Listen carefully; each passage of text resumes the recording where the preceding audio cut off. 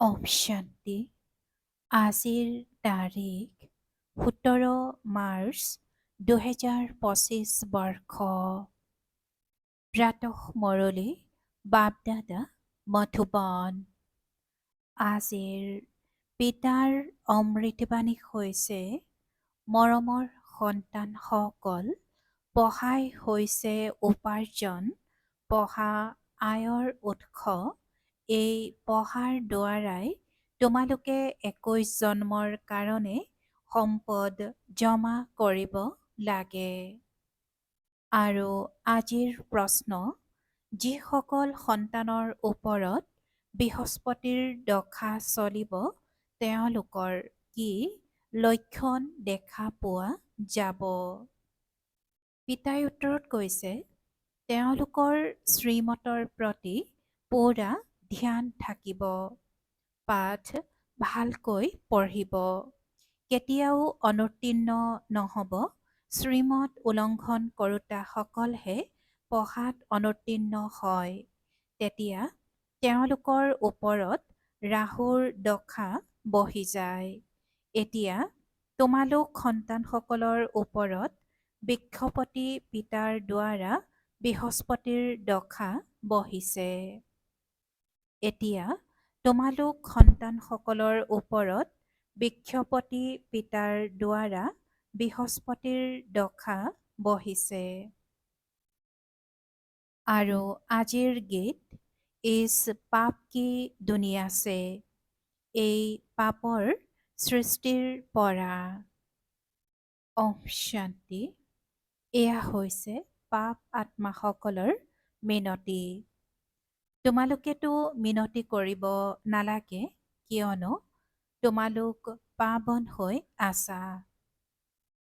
তোমালোকেতো মিনতি কৰিব নালাগে, কিয়নো তোমালোক পাৱন হৈ আছা। এয়া ধাৰণ কৰাৰ কথা। এয়া অতি শ্ৰেষ্ঠ সম্পদ। যেনেকৈ স্কুলৰ পঢ়াও সম্পদ হয় নহয়, পঢ়াৰ দ্বাৰা শৰীৰ নিৰ্বাহ হয়। পিতাই কৈছে যে পঢ়াৰ দ্বাৰা শৰীৰ নিৰ্বাহ হয়। সন্তানসকলে জানে যে ভগৱানে পঢ়ায়, এয়া অতি উচ্চ উপাৰ্জন, কিয়নো লক্ষ্য উদ্দেশ্য সন্মুখত থিয় হৈ আছে। সঁচা সৎসংগ একমাত্ৰ এয়াই, বাকী সকলোবোৰ হৈছে মিথ্যা সংগ। তোমালোকে জানা, গোটেই কল্পত সৎসংগ এবাৰেই হয়। যেতিয়া মিনতি কৰে, পতিত পাৱন আহক। এতিয়া তেওঁলোকে মিনতি কৰি থাকে, ইয়াত তোমালোকৰ সন্মুখত বহি আছে। তোমালোক সন্তানসকলে জানা, আমি নতুন সৃষ্টিৰ কাৰণে পুৰুষাৰ্থ কৰি আছো, য'ত দুখৰ নাম চিহ্ন নাথাকিব। তোমালোকে স্বৰ্গত সুখ শান্তি পোৱা, নৰকত জানো সুখ শান্তি আছে? এয়াটো হৈছে বিষয় সাগৰ। কলিযুগ হয় নহয়, সকলো অতি দুখী।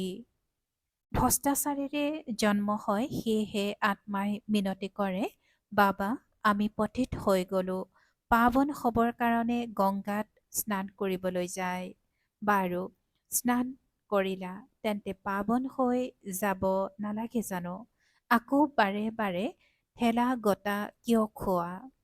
ঠেলা গটা খাই চিৰি তললৈ নামি নামি পাপ আত্মা হৈ যায়। চৌৰাশীৰ ৰহস্য তোমালোক সন্তানসকলক পিতাইহে বহি বুজাই। অন্য ধৰ্মৰ লোকসকলেতো চৌৰাশী জন্ম নলয়। তোমালোকৰ ওচৰত এয়া 84 জন্মৰ চিত্ৰ অৰ্থাৎ চিৰি বহুত ভালকৈ আঁকি থোৱা আছে। কল্পবৃক্ষৰ চিত্ৰও গীতাত আছে। কিন্তু ভগৱানে গীতা কেতিয়া শুনালে, আহি কি কৰিলে, সেয়া একো নাজানে। অন্য ধৰ্মৰ লোকসকলে নিজৰ নিজৰ শাস্ত্ৰক জানে, ভাৰতবাসীয়ে একেবাৰে নাজানে। পিতাই কয়, মই সংগম যুগতহে স্বৰ্গ স্থাপনা কৰিবলৈ আহোঁ। ড্ৰামাত সলনি হ'ব নোৱাৰে। ড্ৰামাত যি নিৰ্ধাৰিত হৈ আছে সেয়া হুবহু হ'বই, এনেকুৱা নহয়, হৈ পুনৰ সলনি হৈ যাব। তোমালোক সন্তানসকলৰ বুদ্ধিত ড্ৰামাৰ চক্ৰ সম্পূৰ্ণৰূপে ধাৰণ হৈ আছে। এই 84 চক্ৰৰ পৰা তোমালোক কেতিয়াও মুক্ত হ'ব নোৱাৰা। অৰ্থাৎ এই সৃষ্টি কেতিয়াও নিঃশেষ হৈ যাব নোৱাৰে। বিশ্বৰ বুৰঞ্জী ভূগোল পুনৰাবৃত্তি হৈয়ে থাকে। এই 84 চক্ৰ অতি জৰুৰী। ত্ৰিমূৰ্তি আৰু সৃষ্টিৰ চক্ৰটো হৈছে মুখ্য চিত্ৰ। সৃষ্টি চক্ৰত স্পষ্টকৈ দেখুওৱা হৈছে প্ৰতিটো যুগ 1250 বছৰৰ। এয়া হৈছে অন্ধৰ আগত আইনাৰ দৰে। 84 জন্মপত্ৰিকা আইনা। পিতাই তোমালোক সন্তানসকলৰ দশা বৰ্ণনা কৰে। পিতাই কৈছে যে বিশ্বৰ বুৰঞ্জী ভূগোল পুনৰাবৃত্তি হৈয়ে থাকে। এই 84 চক্ৰ অতি জৰুৰী। ত্ৰিমূৰ্তি আৰু সৃষ্টিৰ চক্ৰটো হৈছে মুখ্য চিত্ৰ। সৃষ্টিৰ চক্ৰত স্পষ্টকৈ দেখুওৱা হৈছে প্ৰতিটো যুগ 1250 বছৰৰ। এয়া হৈছে অন্ধৰ আগত আইনাৰ দৰে। 84 জন্মপত্ৰিকাৰ আইনা। পিতাই তোমালোক সন্তানসকলৰ দশা বৰ্ণনা কৰে। পিতাই তোমালোকক বেসদৰ দশাৰ বিষয়ে শুনায়। এতিয়া তোমালোক সন্তানসকলৰ ওপৰত বৃহস্পতিৰ অবিনাশী দশা বহিছে। বাকী পঢ়াৰ ওপৰত নিৰ্ভৰ কৰে। কাৰোবাৰ ওপৰত বৃহস্পতিৰ দশা, কাৰোবাৰ ওপৰত শুক্ৰৰ দশা আৰু কাৰোবাৰ ওপৰত ৰাহুৰ দশা বহি আছে। অনুত্তীৰ্ণ হ'লে তেতিয়া ৰাহুৰ দশা বুলি ক'ব। এয়াতো পিতাই কৈছে যে ইয়াতো এনেকুৱাই হয়। শ্ৰীমতত নচলিলে তেন্তে ৰাহুৰ অবিনাশী দশা বহি যায়। সেয়া হৈছে বৃহস্পতিৰ অবিনাশী দশা। এয়া আকৌ ৰাহুৰ দশা হৈ যায়। সন্তানসকলে পঢ়াৰ প্ৰতি পূৰা ধ্যান দিব লাগে। এই ক্ষেত্ৰত অজুহাত দেখুৱাব নালাগে। সেৱা কেন্দ্ৰ দূৰৈত। এইটো কাৰণ খোজকাঢ়ি গ'লে 6 ঘণ্টাও যদি লাগে তেতিয়াও যাব লাগে। মনুষ্য যাত্ৰাত যায়, কিমান ঠেলা গটা খায়। আগতে বহুতে খোজকাঢ়ি গৈছিল, গৰু গাড়ীতো গৈছিল। এয়াতো এখন চহৰৰ কথা। এই পিতাৰ কিমান ডাঙৰ বিশ্ববিদ্যালয়, য'ৰ পৰা তোমালোক এই লক্ষ্মীনাৰায়ণ হোৱা। এনেকুৱা উচ্চ পঢ়াৰ কাৰণে কোনোবাই যদি কয় যে দূৰ হয় বা আজৰি নাই, তেন্তে পিতাই কি ক'ব? এই সন্তানটিটো লায়ক নহয়। পিতাই উন্নতি কৰাবলৈ আহে, এওঁ নিজৰে সৰ্বনাশ কৰি দিয়ে। শ্ৰীমতে কয় পবিত্ৰ হোৱা, দৈবী গুণ ধাৰণ কৰা, একেলগে থাকিও বিকাৰগ্ৰস্ত হ'ব নালাগে। মাজত জ্ঞান যোগৰ তৰোৱাল আছে।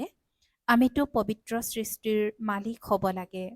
এতিয়াতো পতিত সৃষ্টিৰ মালিক নহয় জানো? এই দেৱতাসকল দ্বৈত মুকুটধাৰী আছিল।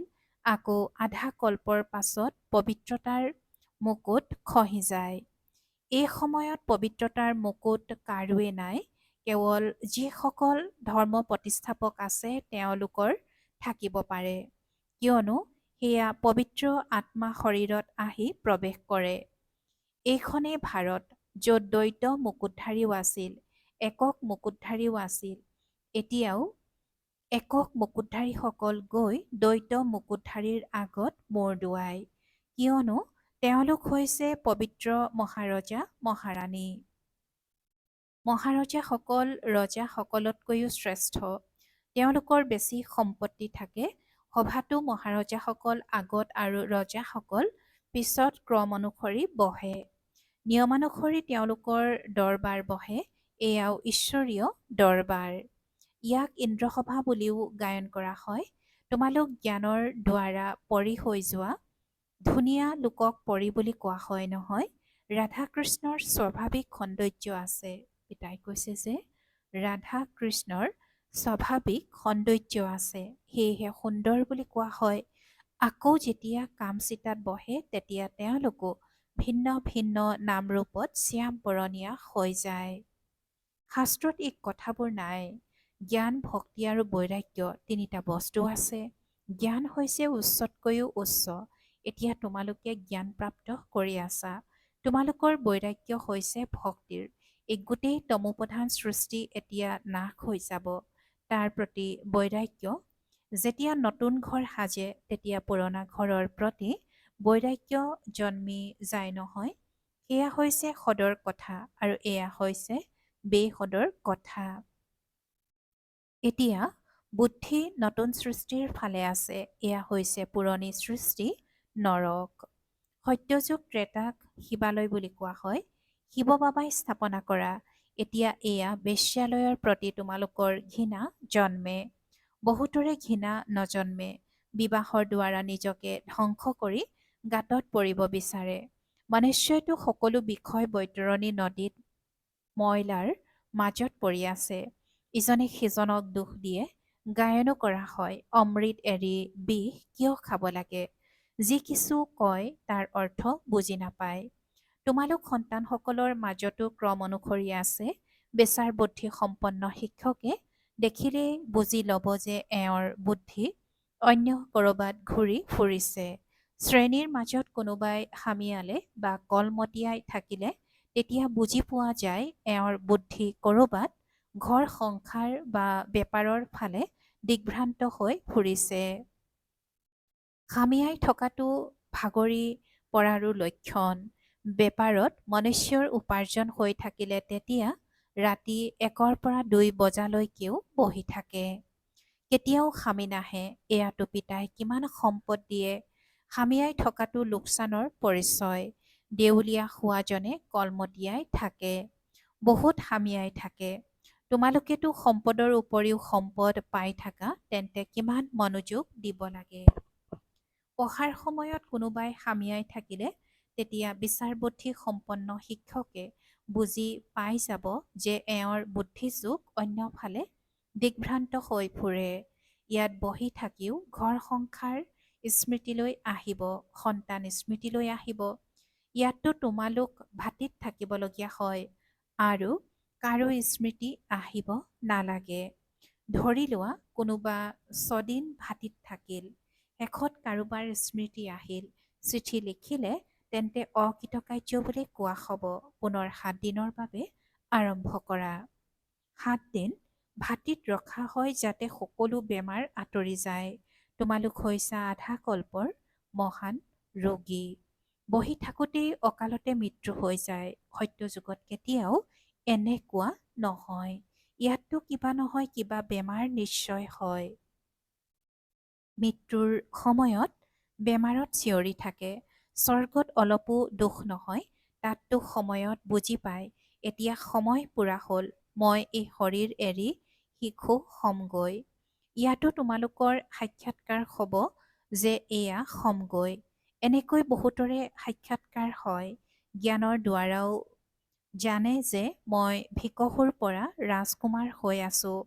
আমাৰ লক্ষ্য উদ্দেশ্যই হৈছে এই ৰাধাকৃষ্ণ হোৱাৰ, লক্ষ্মীনাৰায়ণ নহয়। ৰাধাকৃষ্ণ কিয়নো পুৰা 5000 বছৰ বুলি এওঁলোকৰ ক্ষেত্ৰতেই কোৱা হ'ব।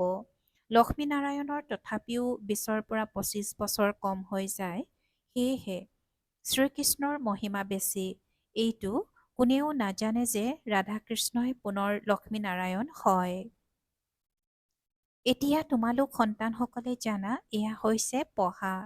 প্ৰত্যেক গাঁৱে গাঁৱে সেৱা কেন্দ্ৰৰ খুলি থকা হয়। তোমালোকৰ এয়া হৈছে বিশ্ববিদ্যালয় তথা চিকিৎসালয়। ইয়াৰ বাবে কেৱল 3 পদ ভূমিৰ প্ৰয়োজন। আশ্চৰ্যকৰ নহয় জানো? যাৰ ভাগ্যত আছে তেওঁ নিজৰ কোঠালিটো সৎসংগ খুলি দিয়ে। ইয়াত যিসকল বহুত ধনৱান তেওঁলোকৰ ধনটো সকলো মাটিত মিলি যাব। তোমালোকে পিতাৰ পৰা ভৱিষ্যত 21 জন্মৰ কাৰণে উত্তৰাধিকাৰ লৈ আছা। পিতাই নিজে কয় এই পুৰণি সৃষ্টিক দেখিও বুদ্ধিযোগ তাত লগোৱা, কৰ্ম কৰিও এইটো অভ্যাস কৰা। প্ৰতিটো কথা চাবলগীয়া হয়। তোমালোকৰ এতিয়া অভ্যাস হৈ আছে। পিতাই বুজায় সদায় শুদ্ধ কৰ্ম কৰিবা, অশুদ্ধ কোনো কৰ্ম নকৰিবা। যদি কিবা বেমাৰ আছে তেন্তে ছাৰজন বহি আছে, তেওঁৰ পৰা ৰায় লোৱা। প্ৰত্যেকৰে বেমাৰ নিজা নিজা, ছাৰজনৰ পৰাতো ভাল ৰায় পাবা। সুধিব পাৰা এইটো অৱস্থাত কি কৰোঁ। মনোযোগ দিব লাগে যাতে কোনো বিকৰ্ম হৈ নাযায়। এইটো গায়ন আছে, যেনেকুৱা অন্ন তেনেকুৱা মন। পিতাই কৈছে যে এইটো গায়ন আছে, যেনেকুৱা অন্ন তেনেকুৱা মন। মাংস ক্ৰয় কৰোতাজনৰ, বিক্ৰেতাজনৰ, খুৱাওতাজনৰো পাপ লাগে। পতিত পাৱন পিতাৰ পৰা কোনো কথা লুকুৱাব নালাগে। ছাৰজনৰ পৰা যদি লুকুওৱা তেন্তে বেমাৰে এৰা নিদিব। এয়া হৈছে বেসদৰ অবিনাশী ছাৰজন। এই কথাবোৰ জগতৰ লোকেতো নাজানে, তোমালোকেও এতিয়া জ্ঞান পাই আছা। তথাপিও জগত বহুত দুৰ্বল। স্মৰণ একেবাৰে নকৰা, এইটোতো বাবাই জানে। ইমান সোনকালে পিতাৰ স্মৃতি স্থায়ী হৈ নাযাব। ক্ৰমানুসৰিতো হয়ে। যেতিয়া স্মৃতিৰ যাত্ৰা পূৰা হ'ব তেতিয়া কোৱা হ'ব যে কৰ্মাতীত অৱস্থা পূৰা হ'ল। তেতিয়া যুদ্ধও পূৰ্ণ গতিত লাগিব। তেতিয়ালৈকে কিবা নহয় কিবা হ'ব, আকৌ বন্ধ হৈ যাব। যুদ্ধটো যিকোনো মুহূৰ্ততে লাগিব পাৰে, কিন্তু বিবেকে কয় যেতিয়ালৈকে ৰাজ্য স্থাপনা নহয় তেতিয়ালৈকে ডাঙৰ যুদ্ধ নালাগিব। অলপ লাগি বন্ধ হৈ যাব। এইটোতো কোনেও নাজানে যে ৰাজ্য স্থাপনা হৈ আছে। শতোপ্ৰধান শতু ৰজো তমো বুদ্ধিটো আছে নহয়। তোমালোকৰ মাজতো শতোপ্ৰধান বুদ্ধিৰ সকলে ভালদৰে স্মৰণ কৰি থাকিব। ব্ৰাহ্মণটো এতিয়া লাখৰ হিচাপত হ'ব, কিন্তু তাৰ ভিতৰতো আচল আৰু সতীয়া সন্তানো আছে নহয়। আচল সন্তানসকলে সেৱা কৰিব, মা পিতাৰ মতত চলিব। সতীয়া সন্তান ৰাৱণৰ মতত চলিব, কিছু ৰাৱণৰ মতত, কিছু ৰামৰ মতত লেঙেৰাই লেঙেৰাই চলিব। সন্তানসকলে গীতটি শুনিলে এনেকৈয়ে কয়, বাবা এনেকুৱা ঠাইলৈ লৈ বলক য'ত সুখ শান্তি আছে। স্বৰ্গত সুখেই সুখ, দুখৰ নাম নাই। স্বৰ্গ বুলি কোৱা হয় সত্য যুগত। এতিয়াতো হৈছে কলিযুগ, ইয়াত আকৌ স্বৰ্গ ক'ৰ পৰা আহিল? তোমালোকৰ বুদ্ধি এতিয়া স্বচ্ছ হৈ গৈ থাকে। স্বচ্ছ বুদ্ধিৰ লোকসকলক মলিয়ন বুদ্ধিৰ সকলে নমন কৰে। স্বচ্ছ বুদ্ধিৰ লোকসকলক মলিয়ন বুদ্ধিৰ সকলে নমন কৰে। পবিত্ৰ হৈ থকাসকলৰ মান আছে। সন্ন্যাসী পবিত্ৰ, সেয়েহে গৃহস্থীসকলে তেওঁলোকৰ আগত মূৰ দোৱায়। সন্ন্যাসীটো বিকাৰৰ পৰা জন্ম লৈ পাছত সন্ন্যাসী হয়। দেৱতাসকলকতো কোৱাই হয় সম্পূৰ্ণ নিৰ্বিকাৰী। সন্ন্যাসীসকলক কেতিয়াও সম্পূৰ্ণ নিৰ্বিকাৰী বুলি কোৱা নহ'ব। গতিকে তোমালোক সন্তানসকল ভিতৰি সীমাহীন আনন্দত থাকিব লাগে। সেয়েহে কোৱা হয়, অতীন্দ্ৰিয় সুখৰ বিষয়ে সুধিব বিচৰা যদি গোপ গোপীসকলক সোধা, যিয়ে পিতাৰ পৰা উত্তৰাধিকাৰ লৈ আছে, পঢ়ি আছে।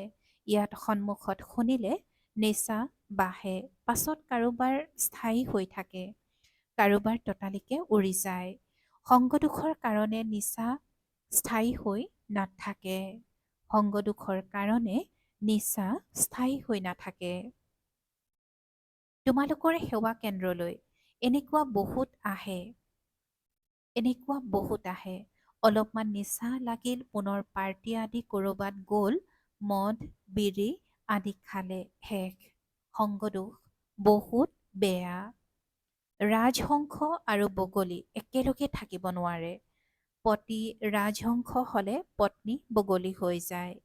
ক'ৰবাত আকৌ পত্নী ৰাজহংস হ'লে স্বামী বগলী হৈ যায়।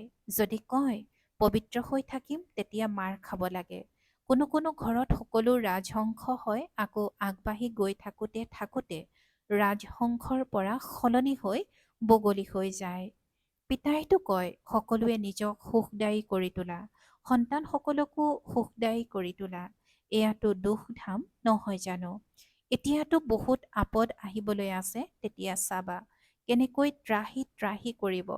হেৰ' পিতা আহিছে, যদি আমি পিতাৰ পৰা উত্তৰাধিকাৰ নলওঁ তেতিয়াতো বহুত দেৰি হৈ যাব। পিতা স্বৰ্গৰ বাটচাহি দিবলৈ আহিছে, সেয়া হেৰুৱাই পেলায়। সেয়েহে বাবাই বুজায় যে বাবাৰ ওচৰত সদায় মজবুতজনক আনিবা, যিয়ে নিজে বুজি অন্যকো বুজাব পাৰে। বাকী বাবা কোনো কেৱল চাবলগীয়া বস্তুটো নহয়। শিৱ বাবাক ক'ত দেখিবলৈ পোৱা যায়? নিজ আত্মাক দেখিছা নহয়? নিজ আত্মাক দেখিছা জানো? কেৱল জানা, সেইদৰে পৰমাত্মাকো জানিব লাগে। পিতাই আজি কৈছে যে পিতা স্বৰ্গৰ বাটচাহি দিবলৈ আহিছে। সেয়া হেৰুৱাই পেলাই সেয়েহে বাবাই বুজায় যে বাবাৰ ওচৰত সদায় মজবুতজনক আনিবা, যিয়ে নিজে বুজি অন্যকো বুজাব পাৰে। বাকী বাবা কোনো কেৱল চাবলগীয়া বস্তুটো নহয়। শিৱ বাবাক ক'ত দেখিবলৈ পোৱা যায়? নিজ আত্মাক দেখিছা জানো? কেৱল জানা, সেইদৰে পৰমাত্মাকো জানিব লাগে। দিব্য দৃষ্টি অবিহনে তেওঁক কোনেও দেখা পাব নোৱাৰে। দিব্য দৃষ্টিৰে দিব্য দৃষ্টি অবিহনে তেওঁক অৰ্থাৎ পৰমাত্মাক কোনেও দেখা পাব নোৱাৰে। দিব্য দৃষ্টিৰে এতিয়া তোমালোকে সত্যযুগক চোৱা, আকৌ তালৈ বাস্তৱত যাব লাগিব। কলিযুগৰ বিনাশ তেতিয়া হ'ব যেতিয়া তোমালোক সন্তানসকল কৰ্মাতীত অৱস্থাত উপনীত হ'বাগৈ। ভাল বাৰু। অতি মৰমৰ কল্পৰ পাছত পুনৰাই মিলিত হোৱা সন্তানসকলৰ প্ৰতি মাতা পিতা বাপ-দাদাৰ স্নেহপূৰ্ণ স্মৰণ আৰু সুপ্ৰভাত।